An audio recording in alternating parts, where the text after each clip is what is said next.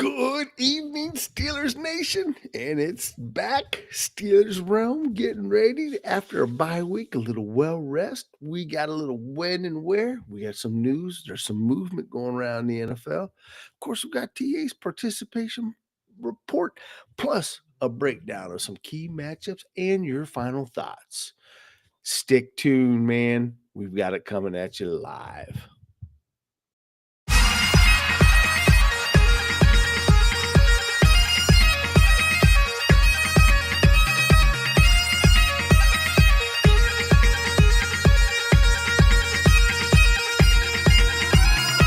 Welcome to the Steelers Realm Podcast.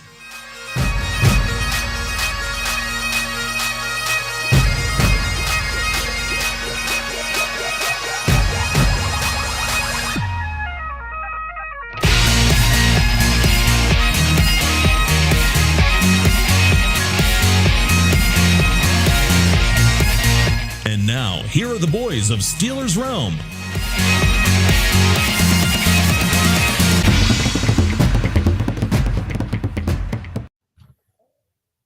What's up, Steelers Nation?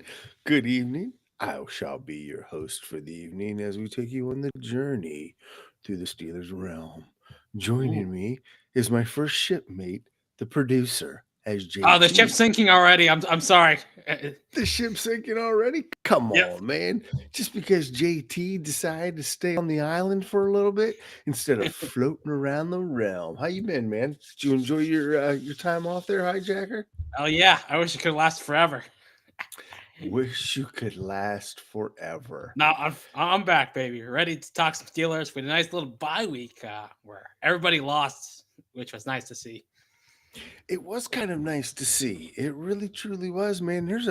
I tell you what, for this being the toughest division, it's kind of almost scary that we're sitting at top only 5 weeks into the season. Yep. Hell yeah, Jesus. we're at the top again, as everybody predicted, right? As everybody predicted, we're at the top. We're at the top. Well, I'll tell you what, let's just go ahead without any further ado. Let's just get into this, man. First of all, we are fresh off the bye week, and that's a little scary, to be quite honest with you. We're getting ready to play. That's right. Those lonely Cleveland Browns kind of look like they're having a little bit of a fire sale. We're going to talk a little bit about the clowns. It's a 1:00 game at Acrisure Stadium. Little back-to-back home games, even though they weren't home games. And you're going to see it on CBS. The Steelers are 5.5-point favorites. Can you believe that? Not enough. It should be 14 points. I don't know, man. A little scary about that. We got a little over and under about 38.5, which is probably about right. Of course, the Steelers lead the rivalry at all times at 82-64-1. And Coach Tomlin holds a dominant career record of 26-8-1 against the Cleveland Browns. Now, coming off the bye, Tomlin.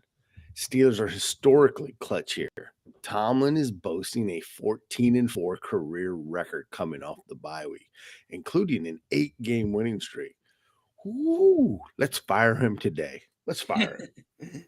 That's it. Fire him. He's gone. He's out of here. Get him out of here. Not good enough.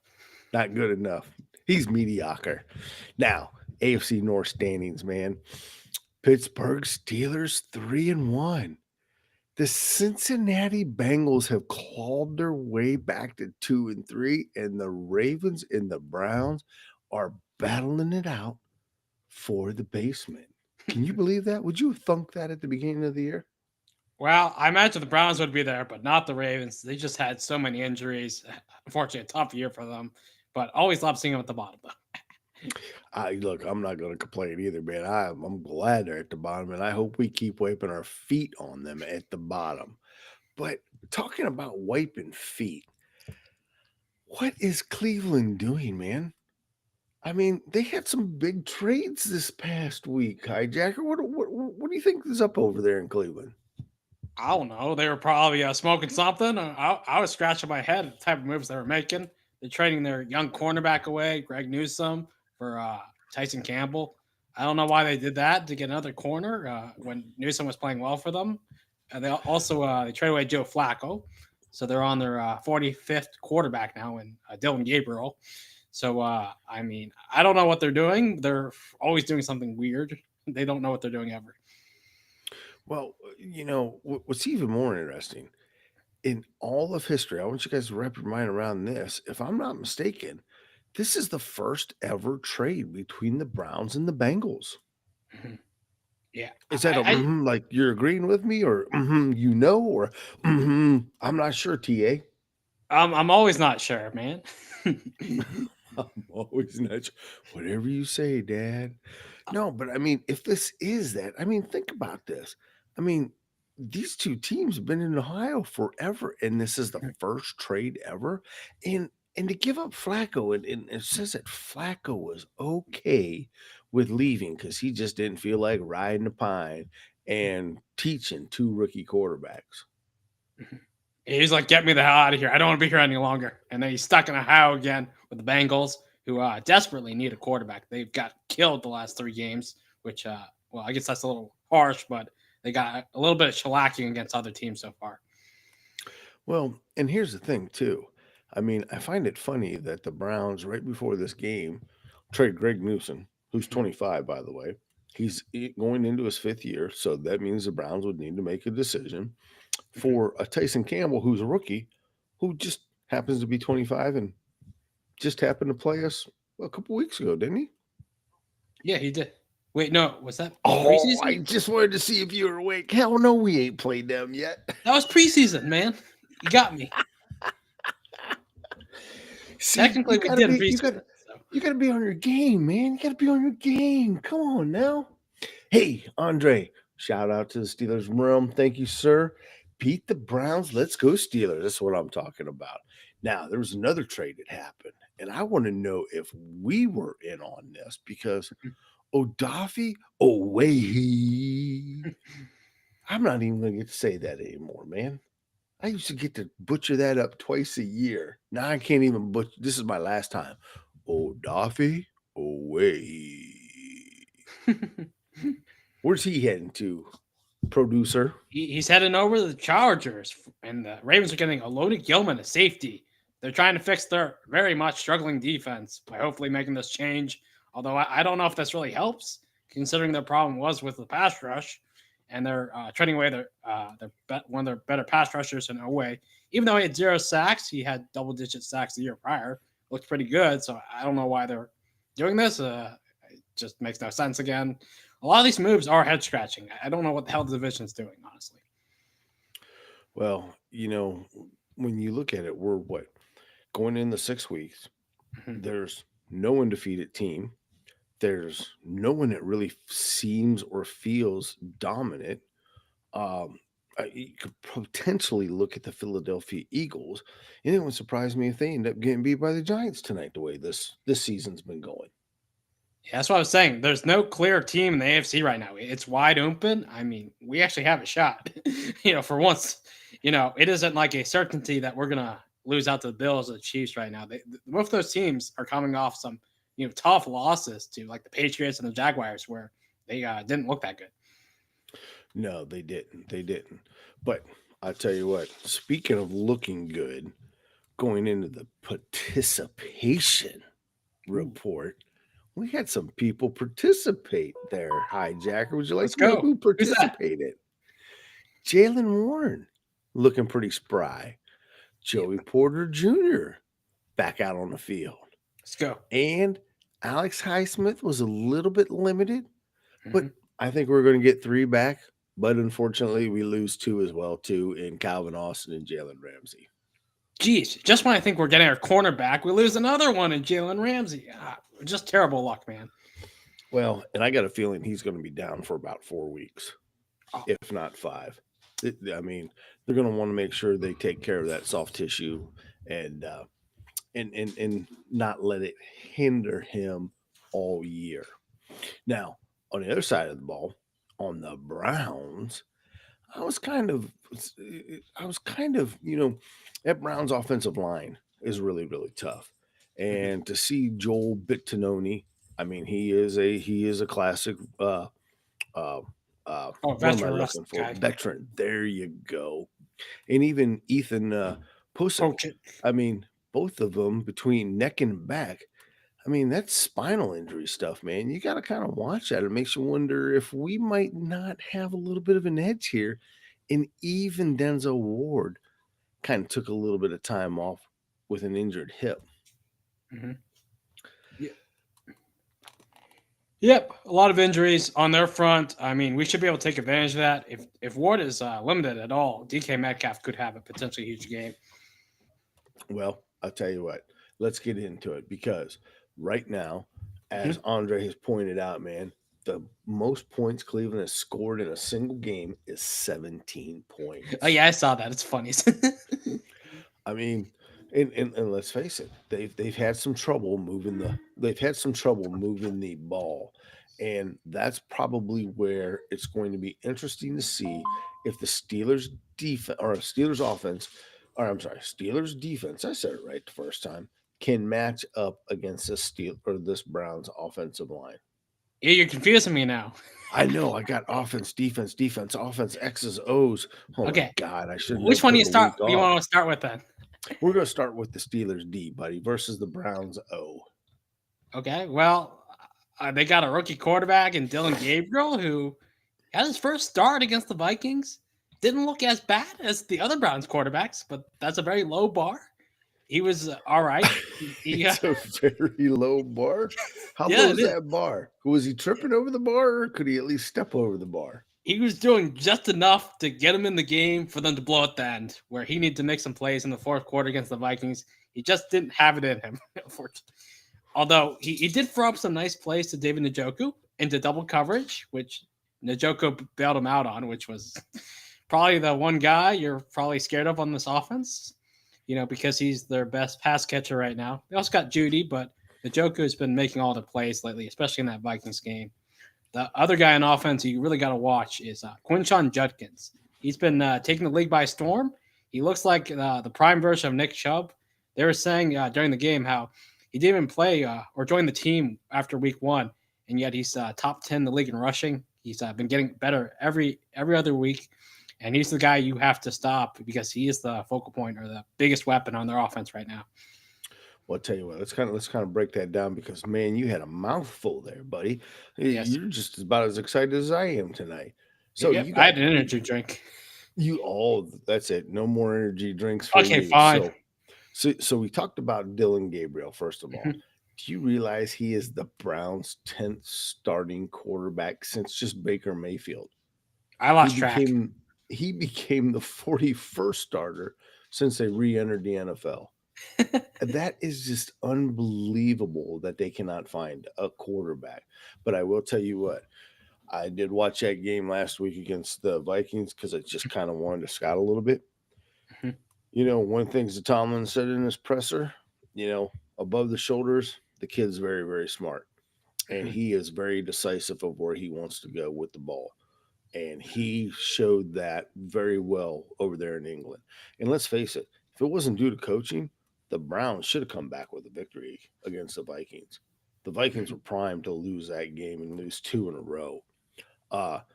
Njoku, man, this guy I've never really, I don't know. He's either got the dropsies or he makes these spectacular catches. But he's never consistent, man. Never consistent at all. And then as far as Judy goes, that's the one I think that we have to go ahead and we watch, man, because Judy can get open and he can stretch the field. Now, the question is does TJ Watt and Nick Herbig have another successful week against this offensive line? I mean, they should. You did say it was banged up, and the Browns O-line isn't good to begin with, so there should be a real opportunity, especially with Alex Highsmith getting back in the fold. They're going to have their 3-headed monster of edge rushers back out there. And hopefully they can get to this rookie quarterback who, when you put pressure on these rookie quarterbacks, they seem to struggle. And as we've already talked about, Tomlin is 26-6 against rookie quarterbacks, so that's going to be interesting. But the other guy that you mentioned that really concerns me, is Quinshawn Judkins. Absolutely. And you're right.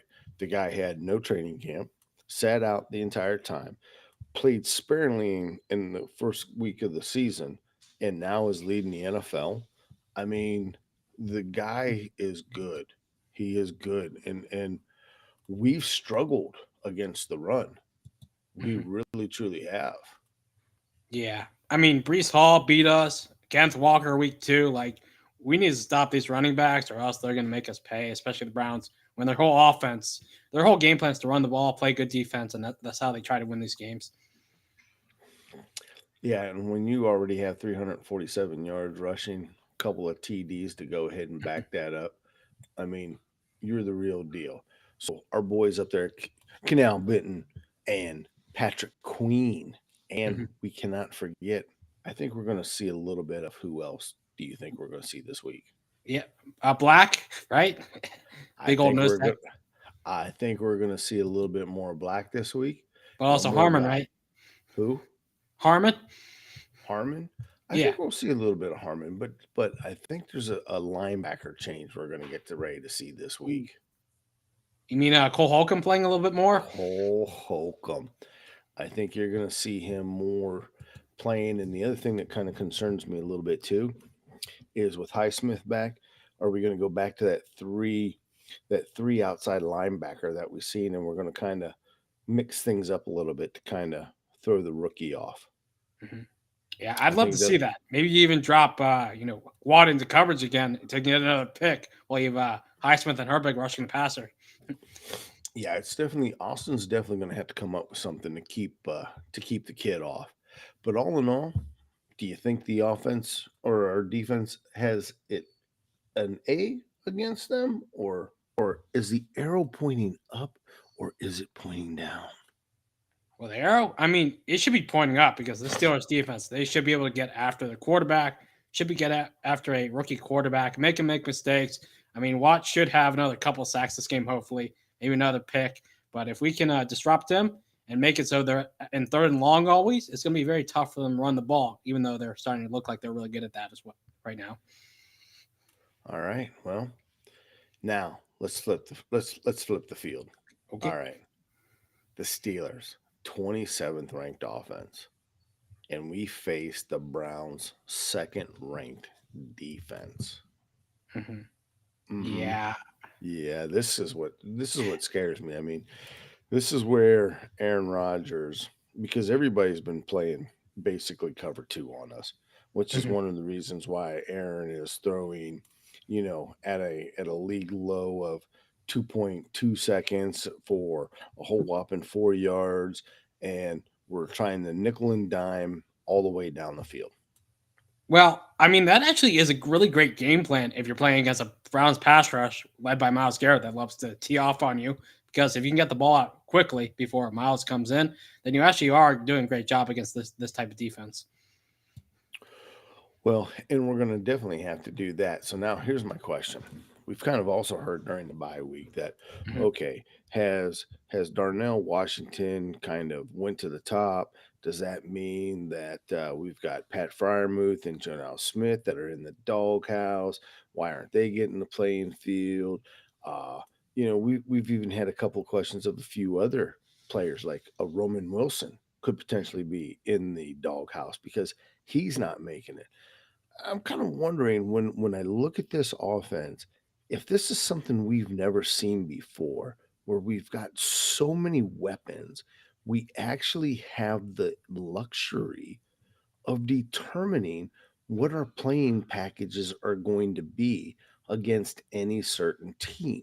Tomlin made the comment that, he likes the bigs out there when he plays a 4-3. Is Mhm. is does Tomlin finally have the offense he's been searching for this whole time and can pick and choose what he puts out there in a player personnel? Well, I mean, when you've got four really good tight ends, you can kind of pick and decide when you're going to use each of them because we've got two that are more pass catch happy, and guys like Pat Fryermuth, Jonah Smith. But then, Darnell's obviously our big blocker. He's like an offensive lineman himself. But yeah, depending on the game script, I think last week you just saw we were up big 24-6. So we were going with the jumbo package a lot more. This week, though, I think we're going to shift back to more what you want to see, which is Jonah Smith actually getting involved because Calvin Austin is out, as you mentioned, with the injury reports. So hopefully you'll see Jonah get a lot more reps, Freiermuth as well, hopefully get this passing game going. Well, in the thing that concerns me right now is, we all know about Myles Garrett, and there's a lot of familiarity to this team, but you cannot forget that their number one pick this year in Mason Graham. I Mhm. mean, that kid has had a pretty stellar start to his NFL career. But you want to know the kid that really, really excites me on the Browns? Is that Collins? No, Carson Swessinger. Oh, Have yeah. you seen this kid play? Yeah, he's a monster. He loves to tackle. I mean, he had a crap load of tackles even in the last game against the Vikings. Yeah, I mean, he is leading the team right now in tackles. You're absolutely right. He's got one sack. He's got two tackles for a loss. I mean, the kid is all over the place. And then somebody else who is finally maybe coming into their own in Sherman's defense? Who's that? Another familiar face that we have to see. It seems like everybody we play, there's an ex-Steeler on there. Maybe. Oh, Devin And Bush, right? Devin Bush. I forgot about him. How could you forget about Devin Bush? Well, he Oh, was pretty that's right. forgetful after the first year. He was pretty forgetful, and of course, he's been bounced around a time or two. But I will say this: the one thing um, that I'm really, really hoping for is that we do bring Janu and Pat back into the mix because these guys, the Browns, have a fantastic secondary. And if we're going to throw some screens, some slots, we're going to have to get those tight ends into it and get them involved a little bit better to try to keep that speed of that defense at bay. Mm-hmm. Well, yeah, you talked about the secondary. They got a little shake up there. So we were looking at Greg Newsome, who played good against the Vikings for them, actually. But now that he's gone, Tyson Campbell's coming in. It might take a little while for him to learn the system. So maybe we can take advantage of that. Corner, learning a new system on the fly. Yeah, but I don't know. I mean, you still got Delpit, and Delpit has been doing really, really, really good as well. You said And smell pit, armpit, or Delpit? smell pit, old armpit, and don't forget Denzel. Hopefully his hips a little bit more hurt than what we expect. But all right, so pointing up or pointing down? I mean, we should have the advantage again, hopefully. Well, if we can stop Myles Garrett, that's a big Wait a if, second, though. But did you just say our 27th ranked offense has the advantage over the second ranked defense? Is that what you're telling me, producer? Or did you slip, fall, hit yourself on the head? Are you hitting the Cheech and Chong CDBs or whatever it is? What I are we said if we doing? can stop Myles Garrett, that's the one caveat to that. If we can stop Myles Garrett, Then yes, we'll have the advantage. If not, we're screwed. I remember last year we couldn't stop him. That was the first game we played him, and that did not go so well. well, and here's the other kicker too. We've got a guy by the name of Broderick Jones going up against him. This will be the first time Broderick will have to go ahead and hold his own against Mr. Myles Garrett. Okay, I might want to change my answer then. You might want to change your answer. Is it too late? It's never too late, buddy. I got flip flop. You're gonna flip flop it, huh? Yeah, I realized. As soon as you mentioned Broderick Jones, I'm like, oh, never mind. Well, now, come on now. I think they're going to go ahead and we're probably going to see a lot of eligible receiver in Spencer this week as well, too. I think they're going to do what they can to make Broderick feel comfortable. And if the Browns really, really want to utilize Myles Garrett, which they have, I've seen Sherman been doing it, they're going to have to move him around. Yeah. I mean, these pass rushers, when you move them around, they can get these easy matchups, which I wish we'd do more with TJ Watt, but we don't, unfortunately. All right. So, who's the biggest X factor? X factor? Well, to me, on offense, it's got to be one of these tight ends, like we mentioned, that's got to step up with Calvin being out, whether that's Freiermuth or Jonah, because we need more pass catching weapons with them out. But also, lean on the run game a bit more with Warren coming back. Gainwell looks like he's actually taking off as well. That could be a fun 1-2 punch going forward. Uh-huh. All right. So you're thinking Janelle Yep. and Gainwell Yep. are Those what two guys. your two X factors. Yep. Yep. Okay. What about you? My X factors is it's got to be DK Metcalf. All right, because the Browns have not seen him yet play in this Steelers offense. And he's big enough that I think it's time we introduce him to the boys. Now, the other one who I think is going to be key, and I doubt it if they play him, but I really think I like this if you brought in Connor and really threw them for a loop and used him coming out of the backfield as a pass threat. But I don't think you're going to see that. Instead, I think it's going to be the battle of Janu Smith and Patrick Freiermuth on who's going to get a little bit of help on the offensive side. What about the defense? Who's the X factor on the defense? Defense? Well, that's easy. It's always got to be TJ Watt. He's got to make Gabriel's life a living hell. And if he can do that, then we're probably going to win. It's that easy. Well, let's face it now, for TJ Watt to do that, because they're going to slide the protection over towards TJ. They're going to make sure that they have somebody there to chip him. So that's going to open up some lanes for some other young guys. And I'm thinking again, it's got to either be Mr. Harmon or Mr. Black gets introduced to this rivalry. Yeah. Either of those guys should be able to step up. Even Herbig and Highsmith, everybody should be getting at the quarterback, hopefully, with TJ covered, triple teamed. And you want to know who else I'd like to see be some X factors? How about some X Browns and Juan Thornhill and Jabril? Would that not be nice to see it flip the script for a change and us have some X players perform really, really, really well against their old team? Yeah, I'd love to see one of those guys get an interception off of Dylan Gabriel. Welcome to the NFL moment for him. And I think that that's going to be another thing. Can we go ahead and contain him into the pocket and not let him get outside? And the one thing that I like about our chances here on defense, just so you know, is we are leading the league in batted down balls. And I don't know if you know this, but that Dylan Gabriel stands about 4'2".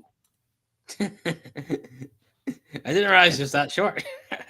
I think they got to bring a step stool out for him, man, or he's out there playing on stilts. You're going to have to check that out, man. Okay, Steelers Nation, see if they bring out the stilts for the poor boy to play. But any other predictions before we go? Nah. No? How about score predictions, maybe? All right. What do you got for a score prediction? Score prediction.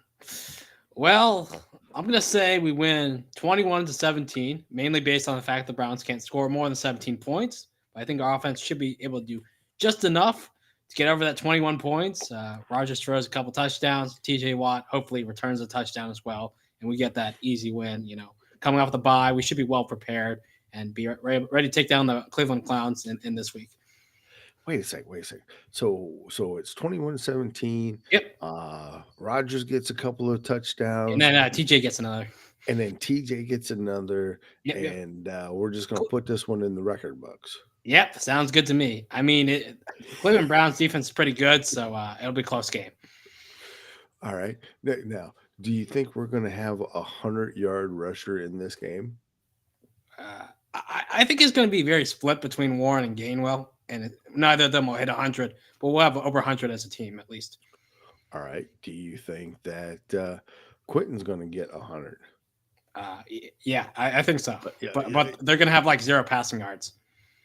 0 passing yards. So you don't think that Gabriel is not going to complete anything? Nah. I think he's going to have a very tough time against this pass rush.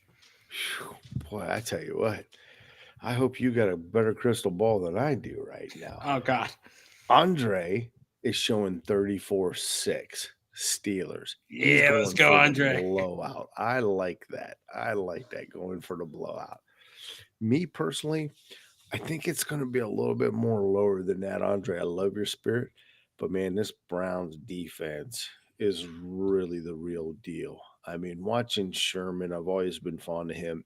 I think the big X factor here is that Sherman was the defensive coordinator for the Lions, who just happened to play a guy by the name of Aaron Rodgers twice a year.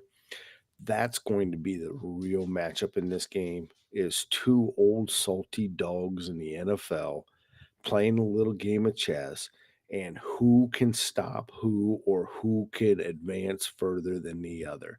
And I think that that's really where it's going to come down. And I really want to see where Aaron lays in this. But at the end of the day, I'm going with 24-13.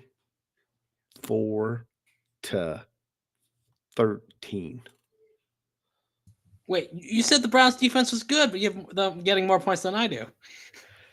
Hey, I didn't say. I told you I was looking at Juan Thornhill or Jabril, kind of, doing a little something.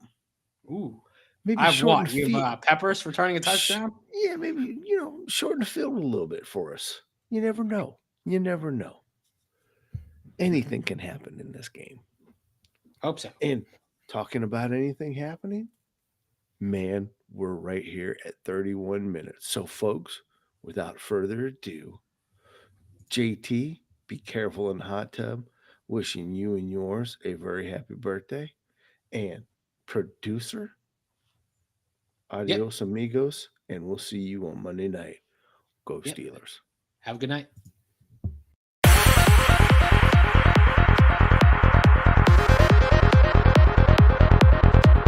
Check back next week into the Steelers Realm.